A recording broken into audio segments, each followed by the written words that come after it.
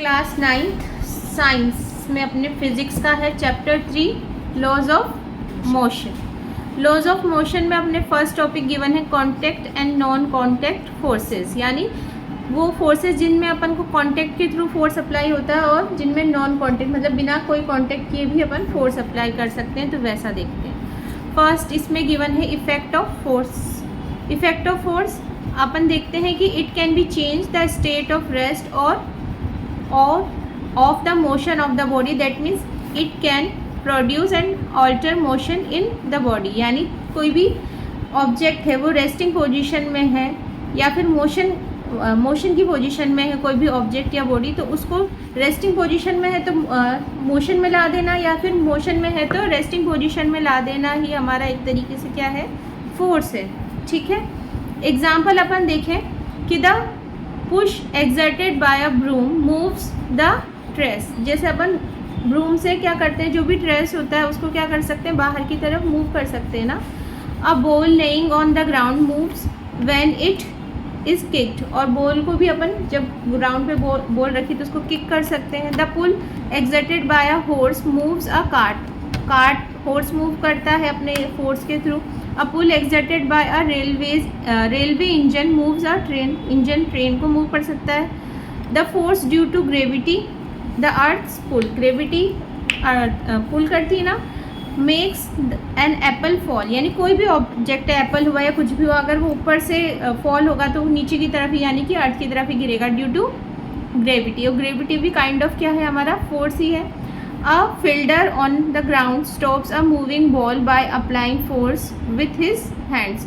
Fielder जब भी कोई कैच लेता है, क्रिकेट में अपन देखते हैं, तो वो बॉल को कैसे पकड़ पाता है, कैच कैसे ले पाता है, फोर्स अप्लाई करके उस बॉल को ले पाता है। ठीक है, अब है ये तो अपने एग्जांपल्स हैं कि फोर्स किस तरीके से अप्लाई होता है कहाँ कहाँ।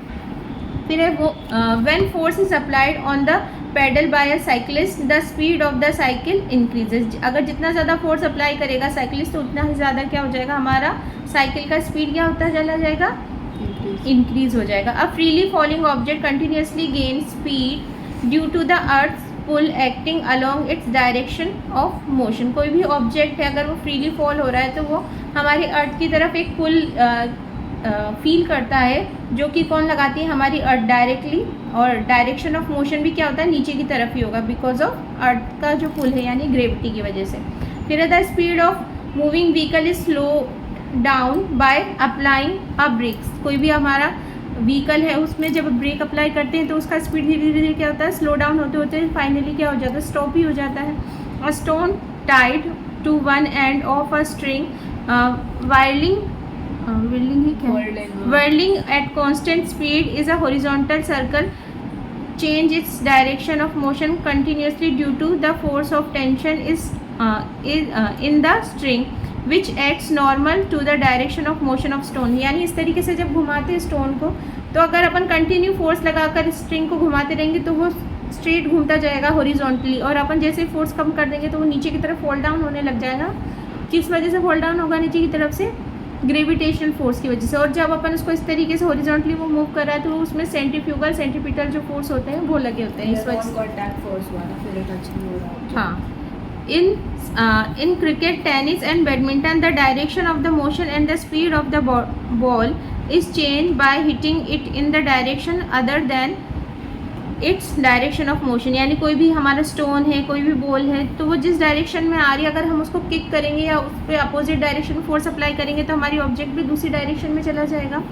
अ player applies force with a hockey stick to change the speed and direction of the motion of the ball. Hockey में भी ऐसे होता है।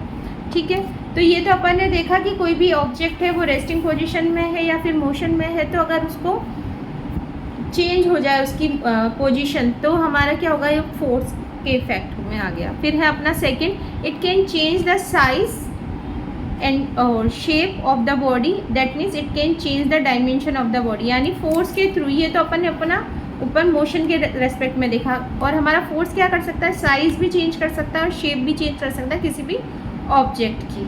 ठीक है। जिस डायमेंशन में, जिस डायरेक्शन में अपन फोर्स लगाएंगे उसके अकॉर्डिंग उसका शेप और साइज़ क्या हो जाएगा, चेंज हो जाएगा। जैसे सबसे अच्छा एग्जांपल क्या है, क्ले हो गया हमारा। क्ले, बच्चे लोग क्ले से खेलते हैं ना, फोर्स के थ्रू ही उसमें अलग अलग शेप और अलग अलग साइज़ के डेवलप कर सकते हैं अपन। तो एग्जांपल दिया है यहाँ पर, on loading a spring hanging from a rigid support the length of spring increases. कोई भी स्प्रिंग पर जो हैंग हो रही हो, अगर उस पर अपन ज़्यादा लोड लगा देंगे तो स्प्रिंग क्या की लेंथ क्या हो जाएगी, इंक्रीज हो जाएगी, यानी कि उसका क्या हो गया, शेप या बोलो साइज़ क्या हो गया, बढ़ गया। By hammering a small piece of silver sheet a big thin foil is made, here the force increases the surface area. यानी कोई भी मेटल हो गया हमारा, जैसे ये हो गया सिल्वर हो गया, गोल्ड हो गया, उस पर अगर हैमर से उसको बार बार बीट करेंगे तो क्या हो जाएगा, वो शीट की तरफ स्प्रेड हो जाएगा, यानी सरफेस एरिया बढ़ गया फोर्स के through. The steam pushing out from a pressure cooker occupies a large volume in the atmosphere. जब कुकर के अंदर जब अपन खाना कुक करते हैं तो उसमें एटमॉस्फेरिक ऑक्सीजन ही एटमॉस्फेरिक प्रेशर ज़्यादा हो जाता है हमारे बाहर के प्रेशर के कंपैरिजन में, तो वो विसिल के थ्रू क्या करता है, रिलीज़ कर देता है ना अपना प्रेशर। फिर है on pressing a piece of pressing, on pressing a shape या साइज कहाँ से घटा, अंदर जो वो वॉल्यूम है एयर का, वो क्या हुआ, लार्ज वॉल्यूम था ना, उसको क्या कर दिया, रिड्यूस कर दिया ना, वॉल्यूम कम कर दिया ना अंदर का। On pressing a piece of rubber its shape changes. कोई भी पीस ऑफ रबर को दबाएंगे तो उसका शेप भी चेंज हो जाएगा। इन अ साइकिल, रबर का कोई भी चीज़ होता है तो उसको मान लो अपना वो इरेजर वाला भी होता है, या फिर कोई फूड पेकिंग वाला रबर होता है, उसका भी तो अपन उसको स्ट्रेच करेंगे तो साइज इंक्रीज हो जाएगा ना, ठीक है। और प्रेस करने पे तो खैर इसमें तो इतना नहीं होगा, पर वो दूसरे वाले रबर में होगा हमारे, ठीक है। In a cycle pump, when the piston is lowered, the air in the barrier is compressed to occupy a smaller volume. पहले आज के टाइम में तो फिर भी डायरेक्ट मशीन के थ्रू साइकिल में हवा भरते, पहले आते थे साइकिल के पंप, यानी इस तरीके से हवा आते हैं क्या, हाँ, तो उस तरीके से क्या करते हैं, जैसे उसका जो पिस्टन है ना नीचे की तरफ लोअर डाउन करते हैं तो वो जो प्रेशर डेवलप हुआ है वो एक स्मॉल से होल के थ्रू किस में चला जाता है, हमारे साइकिल के टायर के अंदर फिल हो जाती है उसमें एयर। यहाँ पे नोट गिवन है, a force when applied on a free rigid object does not change the entire spacing between its constituent particle and therefore it does not change the dimension of the object but cause only motion in it।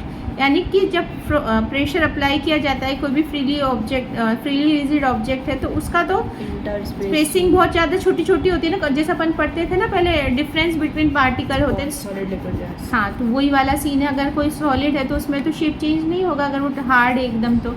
फिर on the other hand, a force when applied on a non rigid object change the interspacing between its constituent particle and therefore cause a change in its dimension and can also produce motion in it, ठीक है। 10 resultant अपना क्या निकल के आता है इसका, force is that physical cause which changes which changes either the size of or the shape of the state of the rest or the motion of a body, यानी शेप, साइज, या फिर कोई ऑब्जेक्ट रेस्टिंग में तो motion में, और motion में तो रेस्टिंग पोजीशन में ला सकता है। यानी फोर्स ये सारी चीज़ें फिजिकल चेंज कर सकता है, यानी फोर्स के थ्रू फिजिकल चेंज हो रहा है, ना कि क्या हो रहा है, केमिकल चेंज हो रहा है यहाँ पर, ठीक है। फिर है काइंड्स ऑफ फोर्स देख लेते हैं अपने, contact and non contact force. तो अपन फर्स्ट देखेंगे कॉन्टैक्ट फोर्स, यानी जिसमें कॉन्टैक्ट के थ्रू फोर्स अप्लाई किया जा सकता है, यानी टच करके या किसी भी थ्रू। तो फिर है the force which are applied on bodies by making a physical contact with them are called contact forces। यानी फिजिकल कॉन्टैक्ट के थ्रू अगर अपन फोर्स अप्लाई कर रहे हैं तो वो हमारे कॉन्टैक्ट फोर्सेस हो गए। These forces are produced and experienced when a body comes in contact with another body. एक ऑब्जेक्ट दूसरे ऑब्जेक्ट के या एक बॉडी दूसरी बॉडी के कॉन्टैक्ट में आएगी तभी ये फोर्स वो फील कर पाएगी, एक्सपीरियंस कर पाएगी या फिर डेवलप हो पाएगा, प्रोड्यूस। एग्जाम्पल देखेंगे अपने यहाँ पे फोर्स ऑफ फ्रिक्शन यानी कि हम चल रहे हैं, गाड़ी व्हीकल मूव कर रहा है तो वो फ्रिक्शन फोर्स के थ्रू कर रहा है, ठीक है ना। तो ये वाला फोर्स हो गया हमारा फ्रिक्शनल फोर्स। फिर है हमारा नॉर्मल रिएक्शन फोर्स, यानी कि कोई भी रिएक्शन होती है ना, कोई भी अपन ने काम किया, जैसे ये मैंने फिंगर के थ्रू इस पेज को पलटा तो ये भी इसके कॉन्टेक्ट में आया तो इस डायरेक्शन में गया। फिर है थर्ड अपना force of tension exerted by a string, string कोई भी धागा या स्ट्रिंग पर अगर अपन उसको खींचेंगे, टेंशन एग्जर्ट करेंगे तो क्या होगा, वो भी कांटेक्ट वाला हो गया, खिंच गया, मतलब टेंशन का मतलब है खिंच जाना। फोर्थ है अपना force exerted by a spring, spring के थ्रू फोर्स एग्जर्ट किया जाता है, जैसे भी कोई भी चीज़ है स्प्रिंग को ऐसे करके प्रेस करेंगे एकदम उछल जाएगा। जैसे अपने पेन भी तो आते हैं ना स्प्रिंग वाले, टिक टॉक वाले, उसमें नीचे की तरफ प्रेस करते हो तो एकदम से वो बाहर की तरफ उछलता है, ठीक है ना। फिफ्थ हमारा force exerted on two bodies during collision, collision यानी जब भी कोई भी टक्कर होती है भिड़ती है तब एकदम पीछे वापस एकदम चली जाती है तो वो फोर्स एग्जर्टेड कोलिजन के थ्रू हो गया। अपन बॉल वाला देख कोलाइड हो जाता है, चाहे बॉल में देख लें चाहे या एक्चुअल में जो एक्सीडेंट्स होते हैं उसमें भी तो क्या होता है, कोलिजन ही होता है ना, दो ऑब्जेक्ट एक दूसरे से भिड़ते हैं तो क्या होता है, वो टूट जाते हैं फोर्स की वजह से, ठीक है।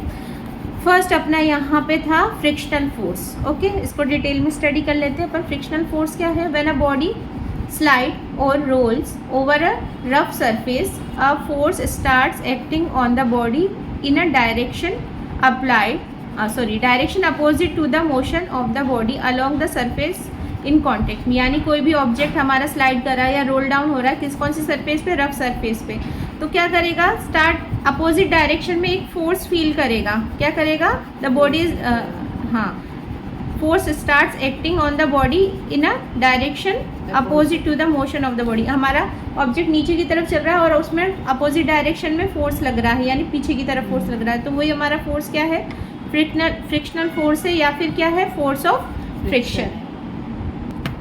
तो यहाँ पर अपन को एग्जाम्पल में क्या गिवन है, देखो यहाँ पर बुक में इमेज गिवन है, एक टेबल है और टेबल पे बुक रखी हुई है।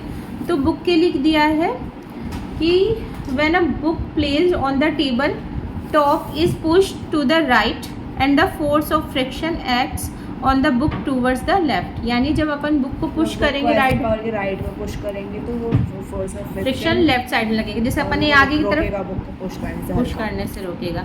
This force comes into play as soon as the book tends to move and resist the motion of the book on the table top। तो बुक को रेजिस्ट करेगा, मोशन हिलाएगा स्मूथ सरफेस पे तो अपने आप हिल जाएगा, इजीली ग्लाइड हो जाएगा। और थोड़ा सा रफ सरफेस होगा तो उसको सरकने में क्या होगा, थोड़ा दिक्कत होगा। सेकंड है अपना यहाँ पे कांटेक्ट फोर्स में गिवन है नॉर्मल रिएक्शन फोर्स, ठीक है। तो गिवन है अपन को इसमें when a body is placed on a surface the body exert a force downward equal to its weight on the surface but the body does not move because the surface exert an equal and opposite force on the body normal to the surface which is called normal reaction force। मतलब कहने का सीधा simple मतलब है, कोई भी object रखा हुआ है, लाइक ये रिमोट रखा है, ये हमारी बुक रखी हुई है, तो ये यहाँ पर क्यों रखी हुई है, बिकॉज ये इसके वेट के बराबर नीचे की तरफ डाउनवर्ड डायरेक्शन में फोर्स अप्लाई कर रही है, और जो नीचे टेबल है या जो भी चीज़ है वो इस पर अपवर्ड डायरेक्शन में उतना ही अपोजिट डायरेक्शन में सेम क्वांटिटी का फोर्स अप्लाई कर रही है, इसलिए ही ये सेम रेस्टिंग पोजीशन में एज इट इज़ रखी हुई है। तो ये ही हमारा क्या है, नॉर्मल रिएक्शन फोर्स। ये वाला फोर्स समझ में आ गया, ये तो सबसे ज़्यादा सिंपल है, ठीक है। फॉर एग्जाम्पल यहाँ पर गिवन भी है, when you hold a block on your palm the block exert a force due to its weight downward on your palm.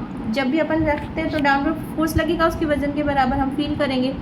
And you have to exert a reaction force upward on the block normal to the palm to keep the block in position. उसको अपन को as it is रखने के लिए, देख ये रहा remote है, तो ये लाइक ब्लॉक अपन इसको मानते हैं, तो ये इसका जितना वेट है ये अपना नीचे की तरफ डाउनवर्ड डायरेक्शन में अप्लाई कर रहा है फोर्स, तो उतना ही उसको होल्ड करने के लिए यानी as it is same position में रखने के लिए मुझे उतना ही अपोजिट डायरेक्शन में मेरी पाम के थ्रू क्या करना पड़ेगा, फोर्स एक्सर्ट करना पड़ेगा होल्ड करने के लिए, ताकि ये एज इट इज़ मेंटेन रहे। अदरवाइज अगर मैं नहीं करूँगी तो ये क्या हो जाएगा, नीचे की तरफ होल्ड डाउन हो जाएगा ना। तो यही हमारा क्या है, नॉर्मल रिएक्शन फोर्स हो गया है, ठीक है। हाँ ये हो गया, ठीक है। चलो नेक्स्ट करते हैं। यहाँ पर इमेज भी अपन को गिवन हुआ दिया है। थर्ड है यहाँ पर tension force as applied through string. String के थ्रू जो टेंशन फोर्स लगता है, लाइक अपन ने कोई स्ट्रिंग में धागे में कोई स्टोन या कोई चीज़ बांध के रखी हुई है, तो वो स्ट्रेट यानी एकदम सीधी क्यों है, टेंशन में क्यों है, क्योंकि नीचे की तरफ उसमें क्या है, एक कोई वेट लगा हुआ है और वो क्या कर रहा है, फोर्स अप्लाई कर रहा है डाउनवर्ड डायरेक्शन में। तो यहाँ पर तो क्या, इसमें एक सपोर्ट में एक स्ट्रिंग बांध रखा है, वो स्ट्रिंग में एक ब्लॉक लगा रखा है, तो वो स्ट्रिंग कुछ उधर फोर्स अप्लाई कर रही है स्ट्रिंग, इसलिए वो उसको होल्ड करके रखा। ब्लॉक डाउनवर्ड फोर्स अप्लाई कर रहा है, स्ट्रिंग उसको लाइक नीचे नहीं गिरने देना बोल के अपवर्ड हो गया ना, फोर्स अप्लाई कर रहा है, तो इसलिए फोर्स अप्लाई कर रहा हाँ। है। तो ये क्या है, इक्विलिब्रियम पोजीशन में, यानी कि हमारा ऑब्जेक्ट क्या है, एकदम सेंटर में बना हुआ है। इस पोजीशन को क्या बोलते हैं, सेंटर में बना हुआ है, इसको इक्विलिब्रियम पोजीशन। इक्विलिब्रियम पोजीशन को एक्सप्लेन कर दो दोबारा। अगर यहाँ पे एक और चीज़ बोला गया है, अगर हम लोग हल्का सा स्ट्रिंग को हल्का सा कट करेंगे तो देखिए जो स्ट्रिंग है, वो जो कटा वाला पार्ट है, वो एकदम जर्क के साथ ऊपर शिफ्ट हो जाएगा हल्का सा। तो ये दिखाते हैं कि कुछ फोर्स अप्लाई करे तभी तो ऊपर की तरफ शिफ्ट हो रहा है ना। ऊपर की तरफ स्ट्रिंग क्या कर रही है, उसको पुल कर रही है ऊपर की तरफ, ठीक है। ये दिया, the string move slightly upward with a jerk due to tension in the string acting upward and then falls downward due to its own weight, ठीक है। जैसे काटते थे एकदम से उछल के स्ट्रिंग ऊपर की तरफ जाती है और ऑब्जेक्ट क्या होता है, नीचे की तरफ गिरता है, ठीक है। फोर्थ है हमारा force exerted by a spring. पहले तो स्ट्रिंग था, स्प्रिंग का भी वही है, सेम चीज़ कि कोई फिक्स सपोर्ट में एक स्प्रिंग को लगा रखा है यहाँ पे, और दूसरे साइड से स्प्रिंग को ऐसे करके हम लोग ने लाइक टाना, स्ट्रेच किया, पुल किया अपने तरफ। फिर जैसे ही हम लोग ने छोड़ा उसको तो अपोजिट डायरेक्शन में बार बार चेंज हो रहा है, कभी एकदम पास में आ गया, फिर ऐसे एकदम वो हो रहा है, कुछ ज़्यादा वाइब्रेट हो रहा है। तो उसको एक बार इसको फिर भी अपन रीड कर लेते हैं फटाफट। Consider a spring its own and kept fix. इसका जो एंड है उसको अपन ने फिक्स कर दिया, ठीक है। If it's other and is either stretched, उसको खींच सकते हैं, और कंप्रेस, उसको कंप्रेस भी कर सकते हैं और स्ट्रेच भी कर सकते हैं अपन easily. The spring exert a force F opposite to the direction of displacement of its free and the magnitude of this force is directly proportional to the magnitude of displacement। जितना ज़्यादा अपन force apply करेंगे उतना ही ज़्यादा क्या होगा, displacement में spring में अपन देखेंगे। खींचने का भी उतना ही होगा और कंप्रेस करने का भी सेम यही है। दैट मीन्स इट्स इलोंगेशन और कंप्रेशन। जितना ज़्यादा फोर्स अप्लाई करेंगे तो उतना ज़्यादा इलोंगेटेड होगा खींचने के लिए, कंप्रेस करेंगे तो उतना कंप्रेशन होगा। This force is called restoring force. A spring balance work on this principle. तो स्प्रिंग बैलेंस जो होते हैं, या स्प्रिंग बैलेंस ये मान लो, या फिर अपना जो वेइंग मशीन होती है ना, जो नॉर्मल वाली होती है, मतलब डिजिटल नहीं होती, उसमें भी अपना वज़न जो है वो कांटा क्यों हिलता है, वो स्प्रिंग बैलेंस की वजह से हिलता है। जितना ज़्यादा ऊपर से कंप्रेस हो रहा है वज़न, उतना ही वो जो उसमें जो है कांटा है, यानी जो निडल है, वो आगे की तरफ क्या होगी, शिफ्ट होगी, ठीक है। उसमें भी सेम यही है। इमेज दिया हुआ अपन को, फर्स्ट में स्प्रिंग नॉर्मल पोजीशन में है, फिर अपन ने उसको पुल किया बाहर की तरफ, तो restoring force on stretch spring, और जब अपन ने उसको क्या किया, कंप्रेस किया, पुश किया, तो restoring force on compress spring, ठीक है। ये हो गया। हाँ, फिर है हमारा similarly a horizontal spring with two objects A and B attached to its two ends in its normal from on shape or shape does not exert any force on the object attached at its end। यानी कि दो object है, simple सी है, दोनों का shape और wait क्या है, सेम सा है, और वो दूर एक दूसरे से डिस्टेंस पे रखे हुए हैं। तो हमारा स्प्रिंग दोनों को क्या कर रहा है, बैलेंस कर रहा है ना, दोनों सेम है, क्वांटिटी सेम है, तो बैलेंस कर रहा है, तो वो उसी पोजीशन में क्या रहेगा, स्ट्रेच रहेगा। और फिर है हमारा इसमें ऑब्जेक्ट, ये हो गया। But if spring is compressed, और अगर हमारी स्प्रिंग को हम क्या कर दें, थोड़ा सा पास में ला देंगे, कंप्रेस कर देंगे, it's push away each other with us restoring force F at its and. और उसको अगर अपन ने कंप्रेस कर दिया तो वो बाहर की तरफ उन दोनों जो वेट लगे हुए उनको बाहर की तरफ क्या देगा, धक्का देगा, यानी कंप्रेशन का रिस्टोरिंग फोर्स यहाँ पर अप्लाई होगा, ठीक है। और सेम ऐसा ही अपन को इसका अपोजिट बोल सकते हैं स्ट्रेचिंग के लिए। अगर अपन ने स्ट्रेच करा दोनों ऑब्जेक्ट्स जो लगे हुए हैं उनको, तो उसमें स्ट्रेचिंग के लिए जो वापस से कंप्रेस करने वाला है, स्ट्रेचिंग का रिस्टोरिंग फोर्स अप्लाई होगा। तो सी समझ में आया कि नहीं आया, कि दोबारा से समझाऊँ? आ गया। फिफ्थ है हमारा फोर्स एक्सर्टेड ड्यूरिंग कोलिजन के थ्रू। क्या फोर्स एक्सर्ट होगा, उसको तो पढ़ने का दरकार भी नहीं है, तो तुम रीड करो चलो फटाफट से। कोलिजन के थ्रू कौन सा होगा, मैं point When two bodies collide, they push each other. As a result, equal and opposite forces act on each body. These forces are the force of action and force of reaction. A body B while in motion collides with a moving body A and exerts a force FAB on the body A, which is called the force of action. At the same instance, a body A also exerts an equal and opposite force of reaction FBA on the body B. As a result of these forces, the two bodies move apart after the collision. दो object है ए और B, जब इनमें collision हो रहा है तो ये बी वाला ऑब्जेक्ट ए पर फोर्स अप्लाई कर रहा है जिसको अपन बी ए फोर्स बोल सकते हैं यानी एफ बी ए, और जो ए वाला ऑब्जेक्ट है वो बी पर अप्लाई कर रहा है यानी F A B force apply हो रहा है, यानी एक दूसरे पर क्या कर रहे हैं, ये कोलिजन में फोर्स अप्लाई कर रहे हैं। तो फोर्स एक्सिटेड ड्यूरिंग कोलिजन और एक दूसरे की force has an equal opposite reaction. तो रिएक्शन क्या, तो इक्वल ऑपोजिट रिएक्शन में वो लोग एकदम ऑपोजिट साइड में, अपोजिट डायरेक्शन में, तो इससे टकरा के ये इस वाली डायरेक्शन में इसके फोर्स की वजह से हमारा ए ऑब्जेक्ट दूसरी डायरेक्शन में गया और बी वाला इसकी डायरेक्शन में गया, तो इन दोनों का एक दूसरे पर कोलिजन की वजह से क्या लग गया, फोर्स लगा है। ठीक है, तो ये हमारा क्या हुआ, कॉन्टैक्ट फोर्स अपन ने कंप्लीट कर लिया। अब है हमारा नॉन कॉन्टैक्ट फोर्सेस। चलो कॉन्टैक्ट फोर्स अपना कंप्लीट हो गया, अब आएंगे नॉन कॉन्टैक्ट फोर्सेस। तो नॉन कॉन्टैक्ट फोर्स वैसे अपन को नेम से ही पता चल रहा है, यानी जिसमें कॉन्टैक्ट का ज़रूरत नहीं है, यानी कोई फिजिकल टच नहीं है, फिजिकल कॉन्टैक्ट की यहाँ पर नीड नहीं है। तो the force experience by bodies even without being physically in touch are called non contact forces, या फिर हम बोल सकते हैं फोर्सेज एट अ डिस्टेंस। यहाँ पर मेनली अपन तीन नॉन कॉन्टैक्ट फोर्स का स्टडी करेंगे, ग्रेविटेशनल फोर्स, और सेकंड है हमारा इलेक्ट्रोस्टैटिक फोर्स, और थर्ड कौन सा है हमारा, मैग्नेटिक फोर्स। तो फर्स्ट अपन स्टडी कर लेते हैं फटाफट से ग्रेविटेशनल फोर्स। तो सबको ही जानते हैं ग्रेविटेशनल फोर्स तो नॉन कॉन्टैक्ट है, यानी अर्थ का एक क्या बोलते हैं, पुल लगता है, एक अट्रैक्शन होता है, ग्रेविटेशनल पुल लगता है यहाँ पे। तो in the universe each particle attract the other particle due to its mass, अपने मास की वजह से एक दूसरे को क्या करते हैं, अट्रैक्ट करते हैं। This force of attraction between them is called gravitational force, यानी फोर्स ऑफ अट्रैक्शन किसकी वजह से, उनके मास की वजह से जो लग रहा है वो क्या हो गया, ग्रेविटेशनल फोर्स हो गया। पर एक्चुअल में बोला जाए तो ये अर्थ के लिए ही अपन क्या करते हैं, रेफर करते हैं इसको। फिर है यहाँ पे the earth also because of its mass attracts all other masses around it, जो भी इसके आसपास जितने भी ऑब्जेक्ट हैं उनके खुद में उसमें मास है, इस वजह से वो एक उसको क्या करती है, अट्रैक्ट करती है। The force on a body due to the earth's attraction is called the force of gravity और the weight of the body. तो वेट ऑफ द बॉडी बोल दो या फोर्स ऑफ ग्रेविटी बोल दो, एक ही बात है। It's cause motion of its motion in the body towards the earth, यानी कि डाउनवर्ड साइड में होगा।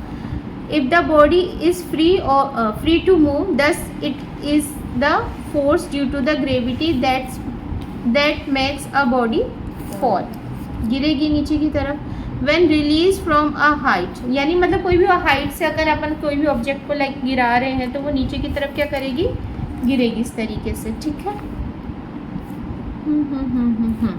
The body also attracts the earth due to equal force, but no motion is caused in earth because of its huge mass, क्योंकि अर्थ नहीं move कर पाती ना, अर्थ का मास बहुत ज़्यादा ह्यूज है कंपेयर टू कोई भी ऑब्जेक्ट के, इसलिए केवल मोशन यानी कि जो डाउनवर्ड फोर्स किसका ही ज़्यादा लगेगा, हमारे ऑब्जेक्ट का नीचे की तरफ लगेगा, अर्थ जो पुल करेगी डाउनवर्ड। ठीक है, एग्जाम्पल अपन यहाँ पर देखेंगे, कोई भी बॉल है placed on a table start rolling down when the table is tilted. Upon table को थोड़ा टिल्ट कर दें या कोई भी चीज़ को थोड़ा टिल्ट कर देंगे तो हमारी बॉल क्या हो जाएगी, नीचे की तरफ रोलिंग डाउन होगी। फिर है second, if a body is throne up in air, कोई भी ऑब्जेक्ट अपन ऊपर की तरफ फेंकेंगे, इट्स गोज अप, एक बार अपन हमने फोर्स लगाया ऊपर की तरफ तो वो गोज अप, ऊपर गया, reaches to a height and then return to the ground, फिर वो क्या आएगा, नीचे की तरफ ग्राउंड की तरफ आ जाएगा। क्यों आएगा, ड्यू टू ग्रेविटेशनल फोर्स। फिर थर्ड हमारा coin falls down when it is release at a height, हो गया हमारा। अब सेकंड है हमारा इलेक्ट्रोस्टैटिक फोर्स। तो इलेक्ट्रोस्टैटिक फोर्स भी क्या है हमारा, इलेक्ट्रिसिटी से रिलेटेड है। तो two like charges repel and two unlike charges attract each other. Same charge होगा तो एक दूसरे को रिपेल करेंगे, और अनलाइक यानी अपोजिट चार्ज होगा तो एक दूसरे को क्या करेंगे, अट्रैक्ट करेंगे। The force between the charges is called electrostatic force, यानी जो चार्जेस के बीच में जो फोर्स लग रहा है, चाहे अपन अट्रैक्शन फोर्स बोल दें, चाहे क्या बोल दें रिपल्शन फोर्स बोल दें, वो हमारे क्या है, इलेक्ट्रोस्टैटिक फोर्स है। This force acts between the charge object even when they are separated. Separated है फिर भी क्या होगा, उनमें इस तरीके का इलेक्ट्रोस्टैटिक चार्ज लगेगा। अपन बोल सकते हैं जैसे कॉम वाला एग्जांपल बच्चा जानता है कि कॉम को हम लोग ड्राई हेयर में रब करेगा तो वो चार्ज हो जाएगा। अगर हेयर फिर कॉम कोई भी स्मॉल बिट्स ऑफ पेपर या फिर स्मॉल कुछ भी बिट्स के ऊपर लाएगा तो वो अट्रैक्ट करने लग जाए। बिकॉज ऑफ उसमें क्या आ गया, opposite charge are include on bits of paper and then being to move towards the comb. Next इसमें यही है, the motion of paper bits is due to the electrostatic force of attraction exerted between the unlike charge on the comb and the paper bits.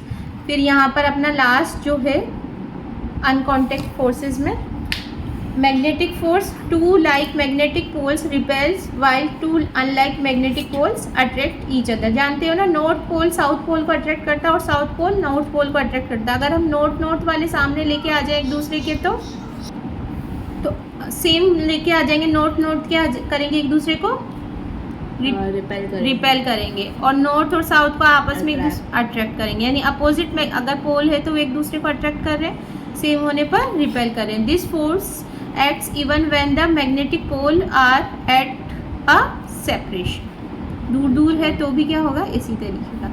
Example तुम read करो फटाफट से। When a pole of magnet is brought near a small iron nail, an opposite polarity is induced on the nail and it moves towards the magnet. The motion of nail is due to the magnetic force of attraction exerted between unlike poles of the magnet and the nail. Nail यानी कोई भी iron की nail या iron का object है वो magnet की तरफ अट्रैक्ट करेगा बिकॉज ऑफ अनलाइक पोल्स, यानी अपोजिट पोल की तरह वो क्या होता है, इनमें एक्शन होता है। फिर है general character of non contact forces.